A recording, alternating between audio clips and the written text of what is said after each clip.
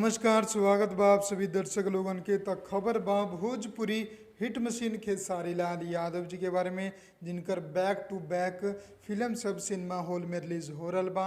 और आज हमनी जो ना खबर के बारे में बात करे वाला बानी ऊ बा आशिकी फिल्म के बारे में, जो ना के पूरा नाम रखल गईल बा एक और योद्धा आशिकी। जी हाँ, ई फिल्म के लेके आप लोगन के पते बा कि दिवाली छठ के आसपास एके रिलीज कइल जाई। और जौन फिल्म बा एमे खेसारी जी के साथ आम्रपाली दुबे जी बाड़ी मेन लीड रोल में। पहली बार ऐसन भइल बा भोजपुरी इंडस्ट्री में। त खबर ई आयल बा कि फिल्म के मेकिंग जौन बा उ एडिटिंग लेवल पर आ चुकल बा। जी हाँ, काफ़ी शानदार तरीका से अब एकर ट्रेलर एडिट कइल जा रहल बा। जी हाँ, आप लोगन के जान के खुशी हुई।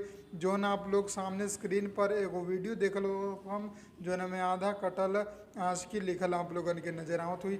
ई ट्रेलर के एडिटिंग के ही फोटो बा। जी हाँ, जो कि ट्रेलर में भी यूज़ हुई और साथ ही साथ फिल्म में भी इस्तेमाल कइल जाई। तो बहुत ही तेज़ी से आशिकी फिल्म के जौन बा एडिटिंग चल रहल बा। और उम्मीद बा कि 10 से 15 दिन के अंदर आप लोगन के आशिकी फिल्म के ऑफिशियल ट्रेलर भी देखे के मिल जाई। बस आप लोग चैनल के साथ बने रहम, आप लोगन के सारा अपडेट हम देते रहम।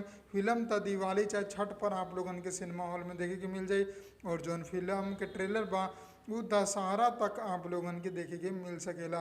तो बस आप लोग तैयार रही, जैसे ही एकर खुशखबरी आवता चाहे कोनो पोस्टर रिलीज होता आप लोगन के पास सबसे पहले आपके ही भाई लेके आई। बस चैनल के सब्सक्राइब करके बेल आइकन दबौले रही और ये वीडियो के ज़्यादा से ज़्यादा शेयर करके और अपन प्यार आशीर्वाद देते रहें। हम मिलम आप लोगन के अगले वीडियो में।